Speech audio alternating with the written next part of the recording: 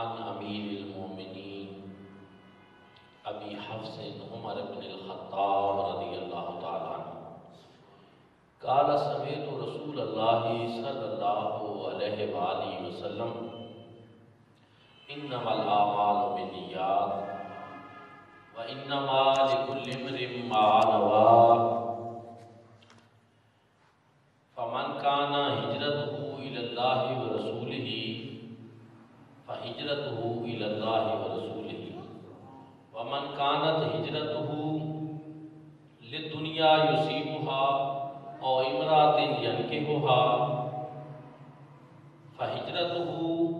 الى ما هاجر اليه صدق رسوله النبي الكريم الامين رواه البخاری والمسلم رضی اللہ تعالی عنہما فی صحیحہما مولا صلی وسلم دائما ابدا علی حبیبک خیر الخلق کلہم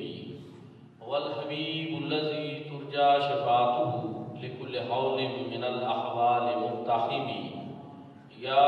اکرم الخلق مالی من الوذ به سواک عند حلول الحادث العام۔ نہایت ہی عزت و احترام کے لائق میرے پیارے نبی صلی اللہ علیہ وآلہ وسلم کے پیارے غلاموں، آج کے اس جمعۃ المبارک کے موقع پر درس حدیث کے سلسلہ میں نے آپ حضرات کے سامنے بخاری شریف کی جو سب سے پہلی حدیث پاک ہے کتاب بدء الوحی میں امام بخاری نے اس کو نقل کیا۔ عنوان اور ہے لیکن انہوں نے اس کے بعد پہلی حدیث جو ہے وہ نیت کے اعمال کے سلسلہ میں ذکر کی ہے، اور اس میں جو یہ روایت ہے یہ وہ روایت ہے کہ جس کو امام بخاری اور امام مسلم دونوں نے روایت کیا ہے،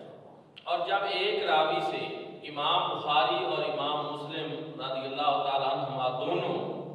ایک روایت کریں تو اس کو متفق علیہ کہتے ہیں، اور متفق علیہ وہ حدیث پاک ہوتی ہے کہ جس کے اوپر ایمان لانا ضروری ہوتا ہے، جس کو ماننا ضروری ہوتا ہے، اور جس کا انکار کرنا جو ہے وہ انسان کو دائرہ اسلام سے خارج کر دیتا ہے، اور کوئی وجہ نہیں کہ انسان اس کو جائز نہ سمجھے یا اس کو درست نہ سمجھے۔ یہ وہ حدیث ہوتی ہے جو متفق ہوتی ہے۔ حضرات ذی وقار اس میں پھر ایک اور خصوصیت ہے، اور وہ یہ ہے کہ یہ روایت حضرت سیدنا فاروق اعظم رضی اللہ تعالی عنہ نے ذکر فرمائی۔ آپ اس کے روایت کرنے والے ہیں، اور آپ کی روایت جو ہے اس کی ایک خصوصیت یہ ہوتی ہے، حضرت سیدنا فاروق اعظم رضی اللہ تعالی عنہ کی روایت کردہ روایت جو ہے کہ آپ روایت بالمعنی نہیں فرماتے تھے کہ حضور علیہ السلام نے جو ارشاد فرمایا اس کو اپنے معنی میں بیان کر دیا کہ معنی اور مفہوم تو وہی رہے لیکن الفاظ اپنے ہوں، نہیں، بلکہ حضرت سیدنا فاروق اعظم رضی اللہ تعالیٰ عنہ آپ جو روایت بیان کرتے ہیں تو آپ حضور علیہ السلام کے بیان کردہ الفاظ کے مطابق الفاظ بیان کرتے ہیں، اور اسی طرح حضرت سیدنا فاروق اعظم رضی اللہ تعالیٰ عنہ اور حضرت امیر معاویہ رضی اللہ تعالیٰ عنہما دونوں ہستیاں جو ہیں، یہ دونوں کی روایت کی خصوصیت ہے کہ آپ جو بیان حضور علیہ السلام کے الفاظ ہوئے ہیں وہ ان الفاظ کے مطابق روایت کو بیان کرتے ہیں۔ اور پھر جو حدیث پاک میں نے آپ کی خدمت میں تلاوت کی کہ انما الاعمال بالنیات، تو یہ محدثین حضرات جو ہیں انہوں نے جب بھی کوئی کتاب شروع کی حدیث پاک کی تو اس روایت کو انہوں نے سب سے پہلے ذکر کیا، اور اس کی ایک وجہ ہے، اس لیے وہ اس کو ذکر کرتے ہیں کیونکہ اعمال کا دار و مدار نیتوں کے اوپر ہے، اور وہ یہ بتانا چاہتے ہیں کہ ہم نے بڑے خلوص سے اس کتاب کو لکھا ہے، خلوص نیت سے یہ کام کیا ہے، تو پڑھنے والے کے فوائد حاصل، یا جو اس کتاب کا درس دے رہا ہے یا جو بیان کر رہا ہے تو وہ بھی خلوص نیت سے اس کو بیان کرے تاکہ اس کے فوائد اور برکات اس کو بھی حاصل ہوں۔ اور پھر اس میں ایک اور چیز بھی ہے، اور وہ یہ ہے کہ اس حدیث پاک کے اندر 4 حصے ہیں۔ پہلا حصہ انما الاعمال بالنیات، کہ اعمال نیتوں میں سے ہیں،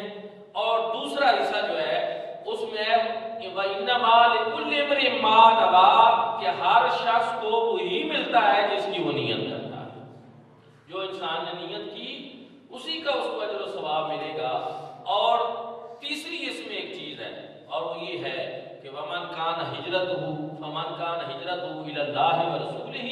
فہجرتہ الی اللہ ورسولہ، جس نے اللہ اور اس کے رسول کے لیے ہجرت کی تو گویا اس نے اللہ اور اس کے رسول کے لیے ہجرت کی۔ یعنی اللہ اور اس کے رسول کے لیے ہجرت کرنے کا مطلب یہ ہے کہ اللہ اور اس کے رسول کی رضا کی خاطر جو اس نے ہجرت کی ہے تو اس کو اللہ اور اس کے رسول صلی اللہ علیہ وسلم کی رضا اور پسندیدگی حاصل ہو۔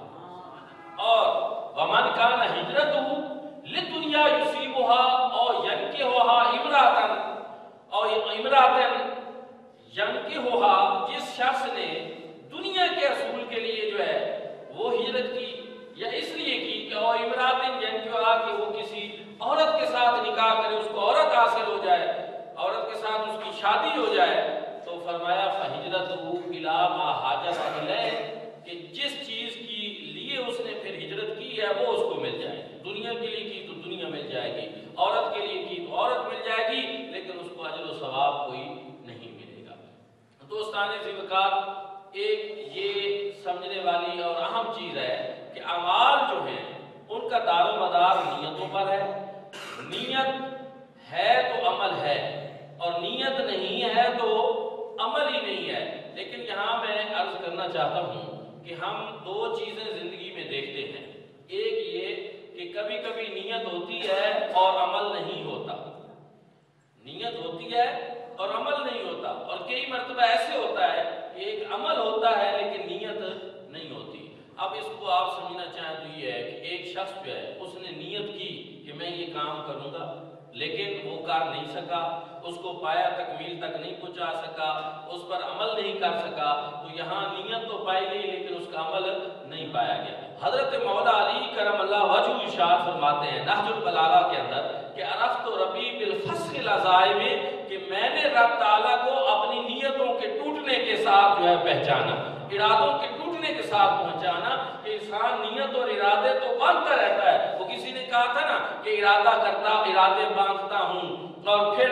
توڑ دیتا ہوں کہ کہیں ایسا نہ ہو جائے کہیں ویسا نہ ہو جائے۔ انسان نیت کرتا رہتا ہے، لیکن ضروری نہیں کہ اس کی نیت جو اس نے کیا اس پر اس کو عمل کرنا بھی نصیب ہو سکے۔ تو کیوں؟ اس وجہ سے انسان سوچتا ہے، لیکن انسان سے ایک بالادست قوت ایسی ہے، ایک طاقتور قوت ایسی ہے جو موجود ہے، اور جو چاہے تو اس کے ارادے کو پایا تکمیل تک پہنچنے دے اور چاہے تو نہ پہنچنے دے۔ اس لیے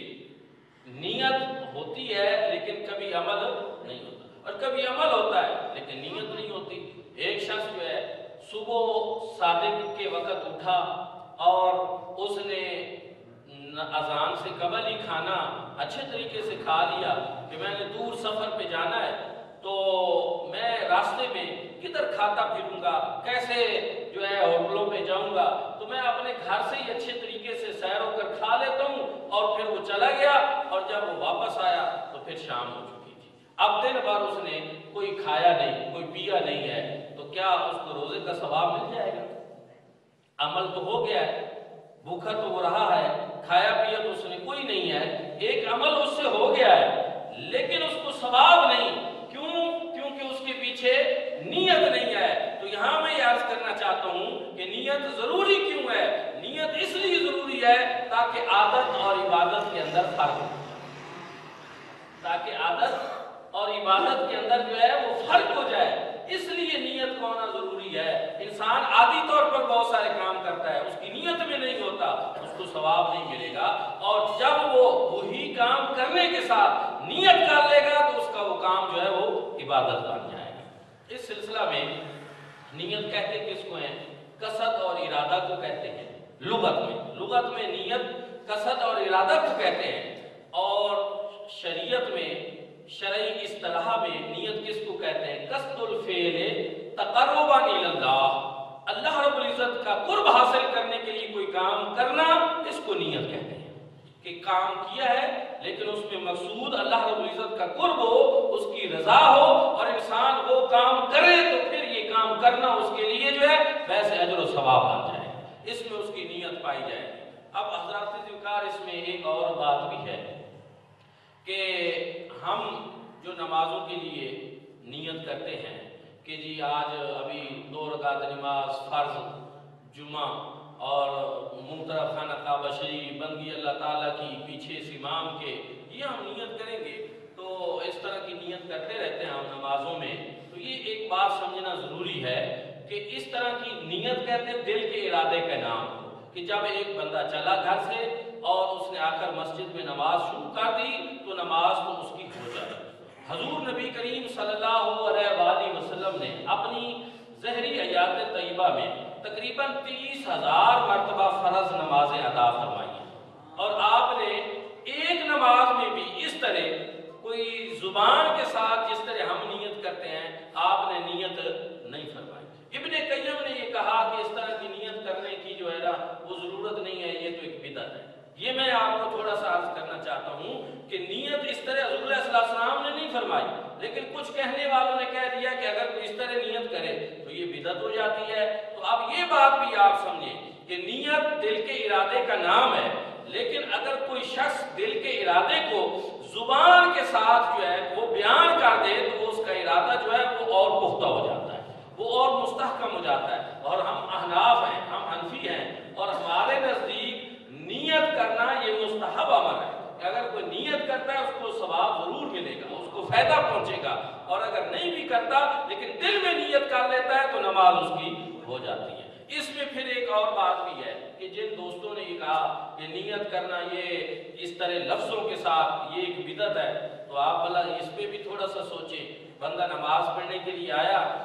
اور 4 رکعت نماز فرض کی، اس نے نیت کی اور یہی 4 لفظ نیت کے اس نے زبان سے ادا کر دیے، تو اب ان کے مطابق تو نیت بدعت ہوتی ہے، اور بدعت گمراہی ہوتی ہے، اور گمراہی جہنم کی طرف لے جانے والی ہوتی ہے۔ تو پھر بندے کے ساتھ یہ کتنا عجیب ہو گیا کہ وہ آیا تو فرض پڑھنے اور الٹا وہ جہنمی ہو کر گیا۔ تو کبھی اس طرح کے اعتراضات کرنے والے جو ہیں وہ بھی ان باتوں پر غور کر لیا کریں کہ وہ اس طرح کے اعتراضات کر کے دین کی کون سی خدمت کر رہے ہیں، یا لوگوں کے ساتھ جو ہے وہ کیا سلوک کر رہے ہیں۔ تو یاد رکھیں کہ اس طرح نیت کرنے سے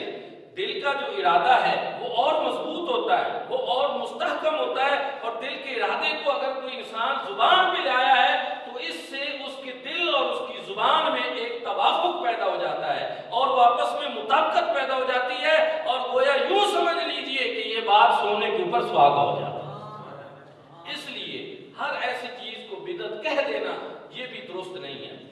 آپ دیکھیں حضرت فاروق اعظم رضی اللہ تعالیٰ عنہ نے لوگوں کو رمضان المبارک کے مہینہ میں کہا کہ یہ تم الگ الگ نماز تراویح پڑھتے ہو، ایک ہی جگہ اکٹھے ہو کر باجماعت نماز تراویح پڑھو۔ آپ نے حکم دیا، اور حضرت ابی بن کعب نے مسجد کے اندر جب امامت کرائی اور سارے لوگ ان کے پیچھے کھڑے ہو کر جب نماز تراویح باجماعت پڑھ رہے تھے تو جناب فاروق اعظم رضی اللہ تعالیٰ عنہ نے انہیں دیکھا، اور بخاری شریف کی حدیث سے پاک ہے کہ آپ نے فرمایا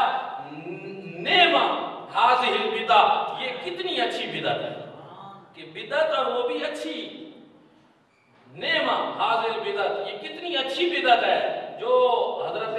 فاروق اعظم رضی اللہ تعالیٰ عنہ نے اس طرح باجماعت نماز تراویح پڑھتے ہوئے دیکھ کر لوگوں کو کہی۔ تو اس سے پتہ یہ چلا کہ ساری بدعتیں دلالت نہیں ہوتی، ساری بدعتیں جہنم میں لے جانے والی نہیں ہوتی، بلکہ بدعت جو ہے وہ حسنہ بھی ہوتی ہے، بدعت سیئہ بھی ہوتی ہے، ایک بدعت لغوی ہوتی ہے اور ایک بدعت شرعی اور اصطلاحی ہوتی ہے۔ تو یاد رکھیں کہ بدعت کے الفاظ آنے سے یہ نہیں ہے کہ بندہ ہر معاملے میں جہنمی ہو جاتا ہے، بلکہ بدعت اچھی بھی ہوتی ہے اور جنت میں لے جانے والی بھی ہو سکتی ہے۔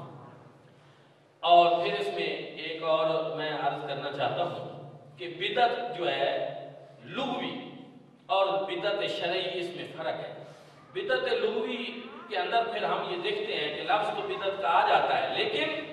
ہمارے نزدیک وہ بدعت دلالت والی ہے، وہ گمراہی والی ہے، وہ جہنم میں لے جاتی ہے جو قرآن و سنت کے مخالف ہو۔ یہ بات یاد رکھیں کہ کوئی نیا ایسا کام ہو جو قرآن و سنت کے مخالف ہو تو وہ بدعت دلالہ ہے، لیکن ایک ایسا کام کہ جو قرآن و سنت کے مخالف نہیں ہے، شرعاً اس میں کوئی پابندی نہیں ہے اور کسی قسم کا منع نہیں کیا گیا ہے، تو اگر اس کو کوئی بندہ سر انجام دے دیتا ہے تو وہ بدعت کبھی بھی جہنم میں لے جانے والی نہیں۔ قرآن پاک میں اللہ رب العزت نے 2 چیزیں بیان کی ہیں، وَمَا أَتَاكُمُ الرَّسُولُ فَخُذُوهُ وَمَا نَهَاكُمْ عَنْهُ فَانْتَهُوا، فرمایا جو میرا رسول تمہیں عطا فرمایا تم اس کو لے لو، اور جس کام کے کرنے کا حکم دے وہ کرو، اور جس کام سے منع فرمائے اس سے تم رک جاؤ۔ اب ہمیں پتہ یہ چلا کہ ایک چیز یہ ہے کہ حضور علیہ الصلوۃ والسلام جس کام کے کرنے کا حکم دیں ہمیں وہ کرنا چاہیے، اور جس کام سے حضور علیہ الصلوۃ والسلام منع فرمائیں اس سے ہمیں رک جانا چاہیے۔ لیکن حضور علیہ الصلوۃ والسلام نے اگر کسی کام سے منع نہیں فرمایا، کسی کام سے منع نہیں فرمایا اور وہ کوئی کام کر لیتا ہے تو پھر اس کا شرعی حکم کیا ہے؟ وہ کام کرنا مباح ہوتا ہے۔ اور دنیا میں ہم ایسے ہزاروں کام کر رہے ہوتے ہیں جن کا حضور علیہ الصلوۃ والسلام نے نہ کرنے کا حکم دیا ہے اور نہ منع فرمایا ہے، وہ ہمارے لیے مباح ہے۔ علامہ محمود علوسی رحمۃ اللہ علیہ نے تفسیر روح المعانی میں اور فقہ کا یہ مسلمہ قاعدہ بیان کیا ہے کہ الاشیاء الاصل فی الاشیاء اباحۃ، کہ اشیاء کے اندر اصل چیز یہی ہے کہ وہ مباح ہے، کہ جب تک منع کرنے کے اوپر کوئی دلیل موجود نہ ہو تو اس کام کو کرنا یہ جائز ہوتا ہے اور مباح ہوتا ہے۔ تو اسی طرح یہ جو نیت کرنا ہے اور زبان کے ساتھ اس کو ادا کر دینا ہے تو یہ ایک ایسا عمل ہے کہ جس کے اوپر منع کی کوئی دلیل نہیں ہے، اس لیے اگر کوئی زبان کے ساتھ بھی ایسی نیت کر دے تو یہ نیت کرنا اس کے لیے درست ہو جاتا ہے، بلکہ یہ ایک مستحب عمل ہے۔ حضرات ذکر پھر اس میں ایک اور چیز بھی ہے کہ حضور نبی کریم صلی اللہ علیہ وآلہ وسلم نے ارشاد فرمایا کہ ایک شخص جو ہے اس نے نیت کی، اس نے کافی سالی ہوئی تھی اور وہ گزر رہا تھا ریگستان سے، تو اس نے نیت کی، اس نے کہا باری تعالیٰ یہ جتنا ریگستان میں ریت کے ذرے ہیں اگر یہ ساری ریت نہ ہوتی اور یہ آٹا بن جاتے تو میں اس کو پکا کر تیری مخلوق کو کھلاتا تو مجھے بڑی اس بات میں خوشی ہوتی اور میرا دل کرتا ہے کہ ایسا ہوتا ہے۔ یہ اس نے نیت کی اور یہ اس نے سوچا، لیکن اس کے بس میں یہ بات تو نہیں تھی، لیکن اس نے ایسا سوچا نہیں۔ اس وقت کے نبی کو جو ہے اللہ رب العزت نے پیغام بھیجا کہ اس بندے کو جاؤ اور جا کر بتاؤ کہ جس طرح کی اس نے نیت کی ہے ہم نے اس طرح کا اس کو اجر و ثواب عطا فرما دیا۔ اسی میں ایک حدیث پاک بھی ہے کہ نیت المومن خیر من عملہ، انسان کی نیت جو ہے، بندہ مومن کی نیت جو ہے وہ اس کے عمل سے کبھی کبھی بہتر ہو جاتی ہے، کہ ایک کام اس نے نیت کر کے عمل کیا ہے اور ایک اس میں نے صرف نیت کی ہے تو اس کے عمل سے بھی کبھی کبھی وہ نیت جو ہے بندہ مومن کی بہتر ہو جاتی ہے۔ کہ اسی طرح انسان کے وسائل کم ہیں لیکن وہ نیت اچھی رکھتا ہے کہ میرے پاس کروڑوں ہوں تو میں رب کی بارگاہ میں وہ سارے خرچ کر دوں، ہے نہیں اس کے پاس کروڑوں لیکن نیت اچھی ہے، اس کا اجر و ثواب اس کو ملے۔ اسی طرح اس نے سوچا کہ مجھے رب تعالیٰ یہ چیز عطا فرمائے، مجھے علم دے، میں لوگوں کو آگے علم دوں گا۔ اسی طرح کی کتنی اچھی نیتیں ہیں کہ انسان نیت اچھی کر لے تو اللہ رب العزت اس کے اوپر اس کو اجر عطا فرما دیتے ہیں۔ اور دوستان ذکر اس میں پھر ایک بات یہ بھی ہے کہ انسان جو ہے کبھی کبھی نیت بھی کرتا ہے اور اس کو عمل بھی کرتا ہے اور اس کو اجر بھی مل جاتا ہے، لیکن ایک عمل میں بعض دفعہ تین نیتیں بھی ہو سکتی ہیں اور اجر میں اضافہ بھی ہو سکتا ہے۔ ایک عمل میں ایک نیت نہیں بلکہ عمل ایک ہے اور اس میں 3 نیتیں ہو سکتی ہیں اور اس کے اندر جو ہے انسان کو فائدہ بھی پہنچ جاتا ہے۔ وہ کیسے؟ حضور نبی کریم صلی اللہ علیہ وآلہ وسلم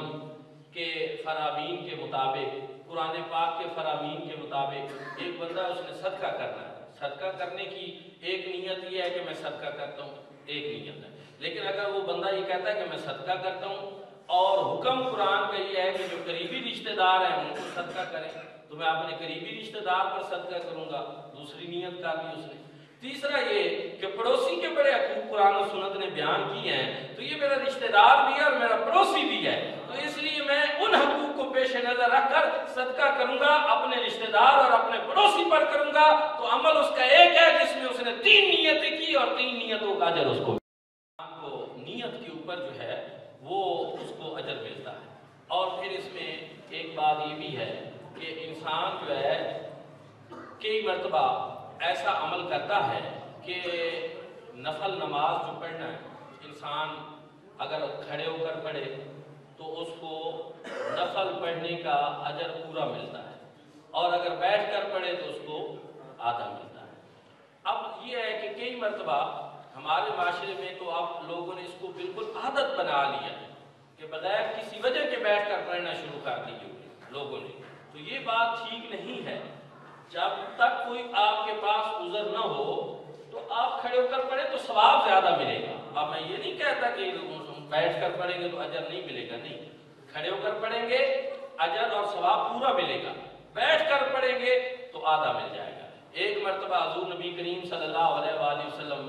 بیٹھ کر نفل ادا فرما رہے تھے۔ حضور علیہ السلام نے ہر طرح کے عمل تعلیم امت کے لیے فرما دیے کہ کبھی بھی میرا کوئی امتی وہ اجر و ثواب سے محروم نہ جائے، بلکہ جس طرح بھی پڑھے اس کے لیے کوئی نہ کوئی صورت میری سنت کی بات۔ تو حضور علیہ السلام بیٹھ کر پڑھ رہے تھے تو حضرت عبداللہ ابن عمر ابن العاص رضی اللہ تعالیٰ عنہ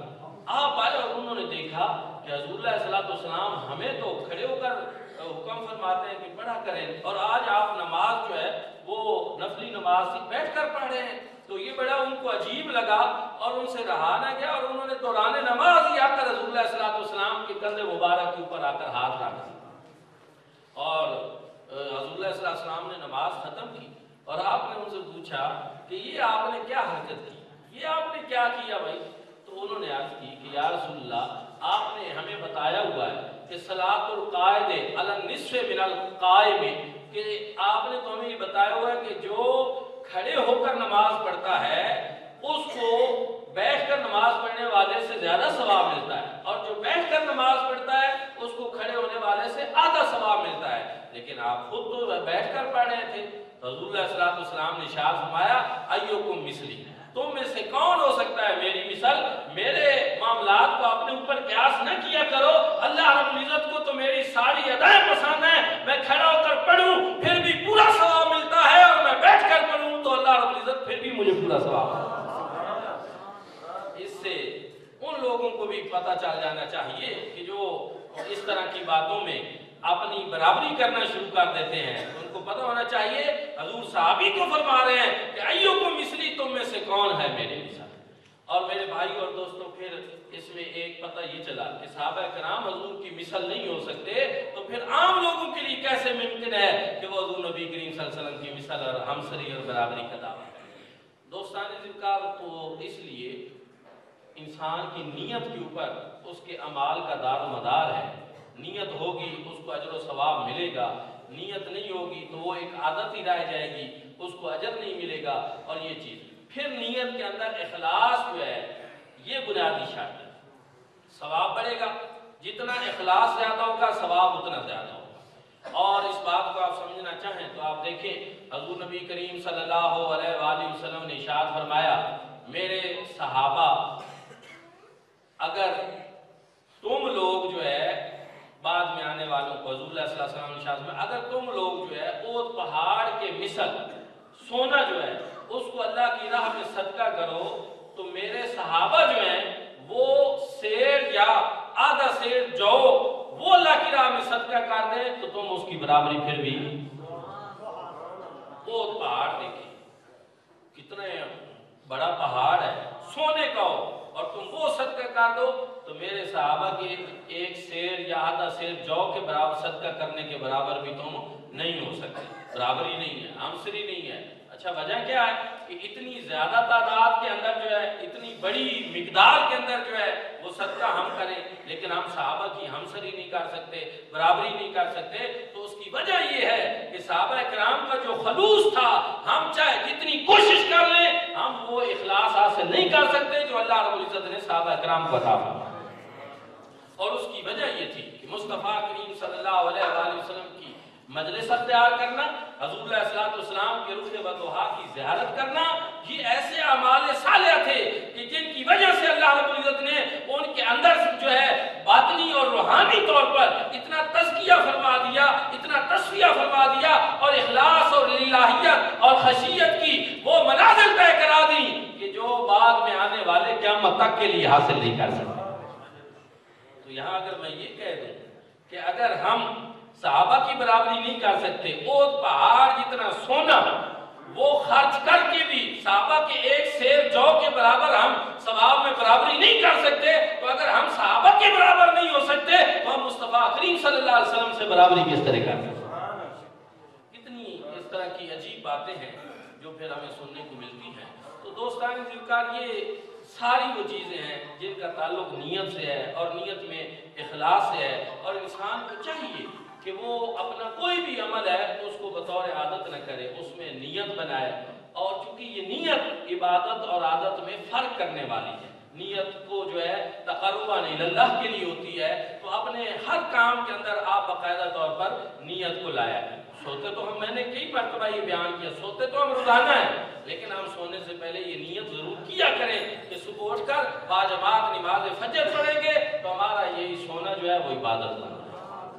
کھاتے تو ہم روزانہ ہیں، لیکن ہم اس نیت سے کھائیں کہ میں نے مصطفیٰ کریم صلی اللہ علیہ وسلم کی سنت مبارکہ کے مطابق کھانا ہے، تو یہی کھانا ہمارے لیے جو ہے یہ سنت بن جائے گا اور ثواب بن جائے گا۔ تو دوستان ذوالفقار، اسی طرح ایک بندہ جو ہے وہ مسجد میں داخل ہوتا ہے، تو آج بھی ہم داخل ہوئے، لیکن میں توجہ کے لیے یہ بات کہنا چاہتا ہوں، کتنے ہم لوگ مسجد کے اندر آئے، لیکن ہم میں سے کتنے ہوں گے جنہوں نے دعا پڑھی ہوگی کہ اللہم افتح لی ابواب رحمتک، کہ اے اللہ میرے لیے اپنے رحمتوں کے دروازے کھول دو۔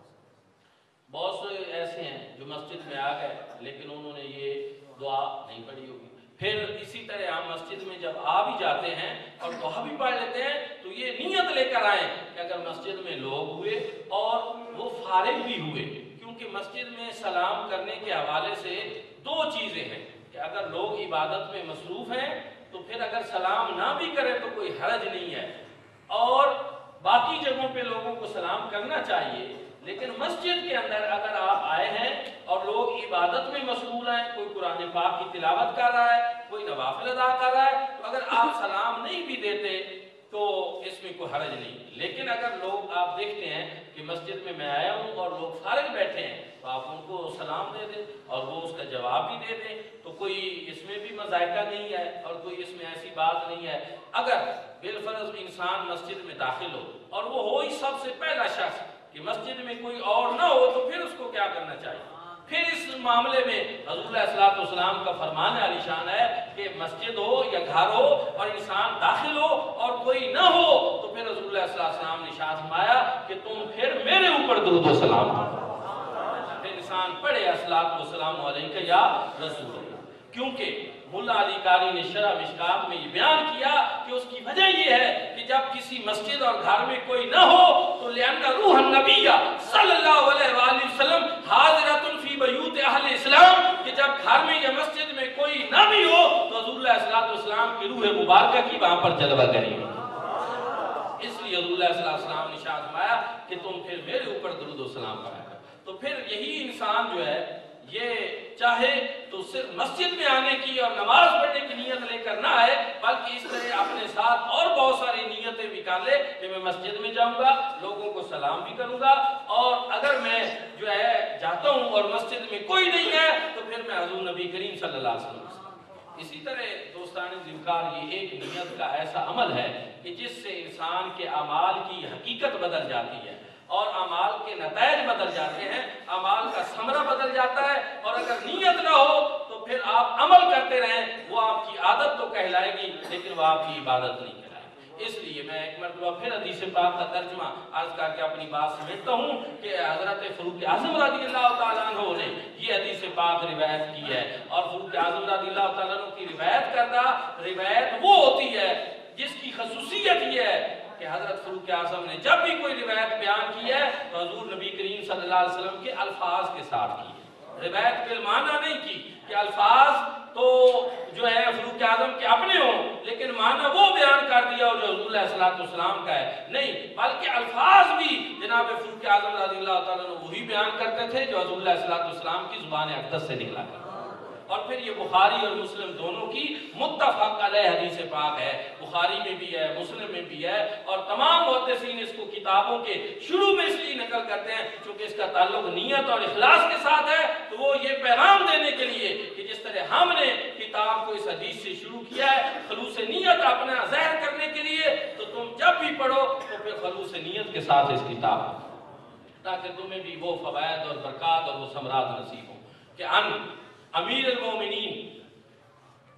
ابی حفص عمر بن الخطاب رضی اللہ تعالی عنہ قال سمعت رسول اللہ صلی اللہ علیہ وآلہ وسلم انما الاعمال بالنیات، کہ حضور نبی کریم صلی اللہ علیہ وسلم سے میں نے سنا کہ حضور علیہ السلام نے ارشاد فرمایا کہ اعمال جو ہیں وہ نیتوں میں سے ہیں، اعمال کا دار و مدار نیتوں کے اوپر ہے۔ وَإِنَّمَا لِكُلِّ امْرِئٍ مَّا نَوَىٰ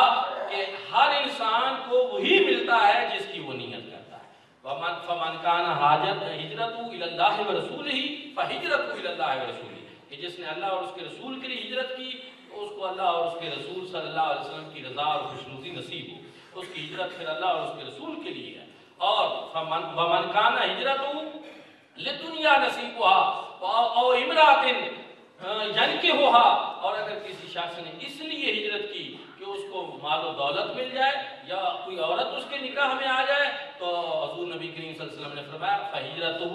إِلَىٰ مَا هَاجَرَ إِلَيْهِ تو پھر اس کو وہی ملے گا جس کے لیے اس نے ہجرت کی. دنیا کے لیے کیے تو دنیا ملے گی, عورت کے لیے کیے تو عورت ملے گی. تو اس لیے ہمیں چاہیے کہ ہم جو ہے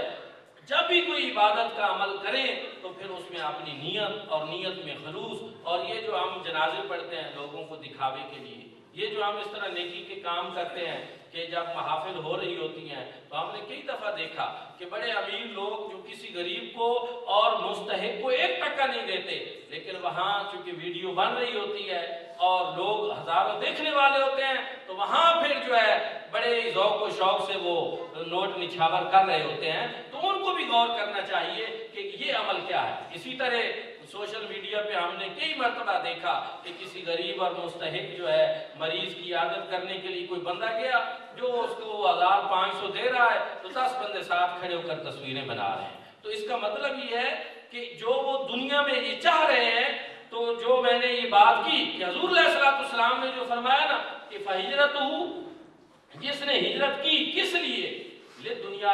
يُصِيبُهَا کہ اس کو دنیا ملے, تو حضور علیہ السلام نے فرمایا کہ پھر وہ اسی کو وہی ملے گی. تو جو اس طرح کی حرکتیں ہم لوگ کرتے ہیں اور اس طرح کے کام کرتے ہیں کہ جن میں ریاکاری ہو یا دکھلاوا ہو, تو پھر ہمیں ایسے عمل کی توقع جو ہے وہ اجر کی اللہ رب العزت پہ نہیں رکھنی چاہیے. پھر وہ دنیا کے ساتھ ہی ہے, اس کا پھر آخرت سے کوئی تعلق نہیں ہے. ہمیں چاہیے کہ اگر ہم اللہ کے لیے کر رہے ہیں تو اس میں جتنا دکھاوا نہ ہو, جتنا اخلاص ہو اور جتنا وہ ہم چھپا کر کریں تو وہ